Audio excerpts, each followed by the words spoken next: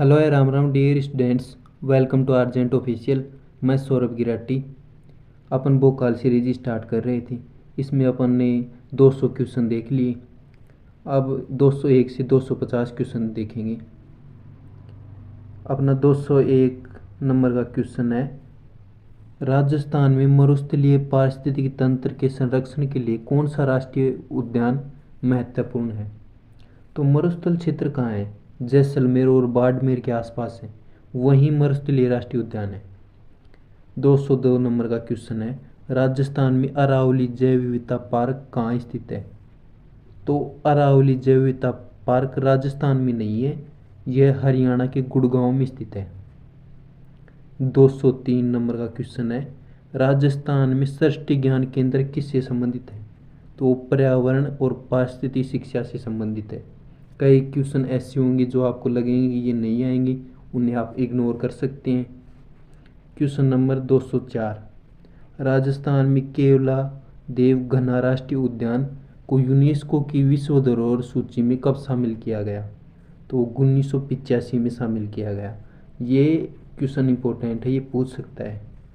Question number 205, Rajasthan में कितने प्रतिशत भूभाग पर वन है। तो वो लगभग 9.57% पर हैं और इस समय के साथ बदल सकते हैं, नहीं आए तो। ये मैंने वर्तमान की ली है 2025 की। क्वेश्चन नंबर 206, थोड़ा मैं जूम कर लेता हूँ, आपको दिख नहीं रहा होगा। क्वेश्चन नंबर 206, राजस्थान में सामाजिक वन की योजना का मुख्य उद्देश्य क्या है। तो वनों का विस्तार करना, पर्यावरण संरक्षण में लोगों की भागीदारी बढ़ाना।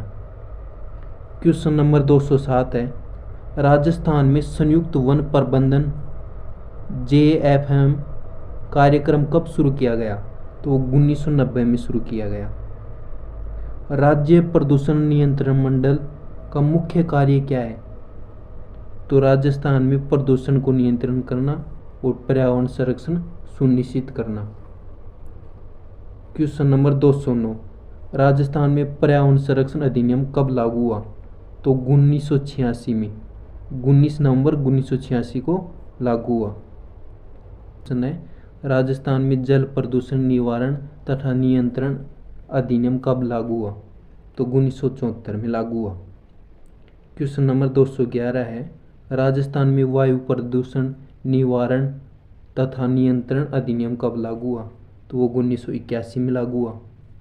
राष्ट्रीय हरित न्यायाधिकरण NGT की सर्किट बेंच कहाँ स्थित है। तो वो जोधपुर में स्थित है।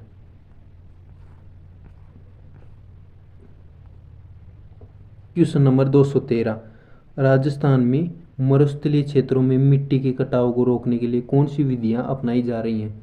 तो वृक्षारोपण, पट्टीदार खेती, मेड़बंदी की जा रही है। क्वेश्चन नंबर 214, राजस्थान में पहाड़ियों का शहर किसे कहते हैं।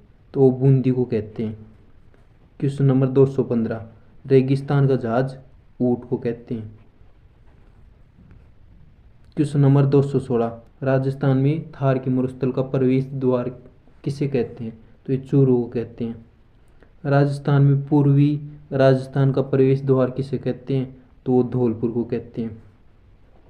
क्वेश्चन नंबर 218, राजस्थान का गौरव किसे कहते हैं। तो चित्तौड़गढ़ को कहते हैं। यहाँ मेवाड़ वंश का शासन था, इसलिए गौरव कहते हैं इसको। राजस्थान में वस्त्र नगरी किसे कहते हैं। तो भीलवाड़ा को कहते हैं। शैक्षणिक नगरी कोटा को कहते हैं। औजारों की नगरी नागौर को कहते हैं। और तीर्थों का मामा पुष्कर को कहते हैं। और भांजा किसे कहते हैं। ये मचकुंड को कहते हैं। क्वेश्चन नंबर 223, खनिजों का पालना किसे कहते हैं। तो राजस्थान को ही कहते हैं। ऊंट महोत्सव कहाँ आयोजित होता है। तो बीकानेर में होता है।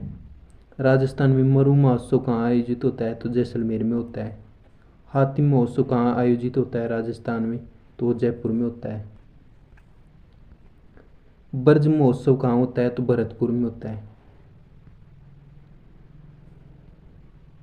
ग्रीष्मकालीन महोत्सव कहाँ आयोजित होता है। तो माउंट आबू में। और सर्दकालीन महोत्सव कहाँ आयोजित होता है। तो वो भी माउंट आबू में। पुष्कर मेला कौन सी माह में आयोजित होता है? तो कार्तिक माह में। बेणेश्वर मेला कहाँ आयोजित होता है? तो डूंगरपुर में, बेणेश्वर धाम, जहाँ सोम माई जाखम नदी का संगम होता है। क्वेश्चन नंबर 232, राजस्थान में कैला देवी मेला कहाँ आयोजित होता है? तो करौली में। रामदेवरा मेला जैसलमेर में। गोगा मेड़ी मेला हनुमानगढ़ में। तेजाजी का मेला खरनाल नागौर में। ये आर्ट एंड कल्चर के भी क्वेश्चन हो गए और ज्योग्राफी के भी हो गए। चंद्रभागा मेला झालरा पाटन में यानी कि झालावाड़ में। कोलायत मेला बीकानेर में। सवाई भोज का मेला आसीन भीलवाड़ा में। माउंट आबू किस पर्वतमाला का भाग है? तो अरावली का है। राजस्थान में एक ही तो पर्वतमाला है, अरावली। ये थोड़ा सा मैप है, इसमें न्यू मैप है, इसको देख लेना आप, इसके अनुसार आप क्वेश्चन आएंगे। थोड़ा बता देता हूँ मैं आपको। उत्तरी भाग में गंगानगर हनुमानगढ़ है, और पूर्वी भाग में धौलपुर है, भरतपुर है, करौली है। हाड़ौती क्षेत्र में कोटा बारा झालावाड़ है। इधर पश्चिमी भाग में जैसलमेर बाड़मेर बीकानेर है। दक्षिणी भाग में डूंगरपुर बांसवाड़ा और प्रतापगढ़ है।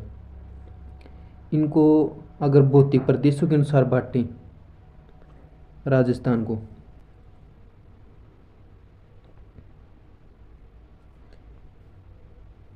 ये यहीं से होगा और ये यहीं से होगा और ये यहाँ से होगा। थोड़ा सा देख लेना। ये तो शुष्क मरुस्थल है, ये अर्ध शुष्क क्षेत्र है, और ये मैदान है, और ये आड़ती क्षेत्र है। अब है सिरोही किस भौगोलिक क्षेत्र में आता है? वापस सही कर लेता हूँ इसको।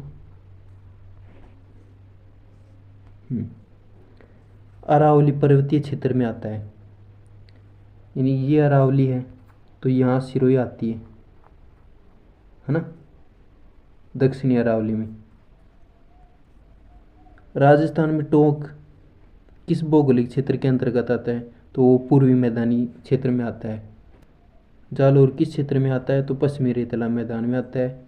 बांसवाड़ा दक्षिणी पहाड़ी क्षेत्र में आता है। और अलवर किस भौगोलिक क्षेत्र में आता है? तो वो पूर्वी मैदानी भाग में आता है। राजस्थान में बूंदी किस भौगोलिक क्षेत्र के अंतर्गत आता है? तो हाड़ौती क्षेत्र में। पाली अरावली पर्वतीय क्षेत्र और पश्चिमी रेतीला मैदान के संक्रमण क्षेत्र में आता है। हनुमानगढ़ उत्तरी मैदानी क्षेत्र में। प्रतापगढ़ दक्षिणी पहाड़ी प्रदेश में। और अंतर्राष्ट्रीय पतंग महोत्सव कहाँ आयोजित किया जाता है? तो जयपुर और जोधपुर में। झीलों की नगरी उदयपुर को कहा जाता है। कुछ क्वेश्चन आपको ऐसे लगेंगे कि भाई ये नहीं आएंगे, उन्हें आप इग्नोर कर देना, क्योंकि सभी प्रकार के क्वेश्चन लेके आता हूँ मैं, कुछ भी पूछ सकता है वो। ये अपनी बुक है जिसको मैंने तैयार किया है स्पेशल, इसमें सभी टॉपिक को मैंने ट्रिक से कवर किया है।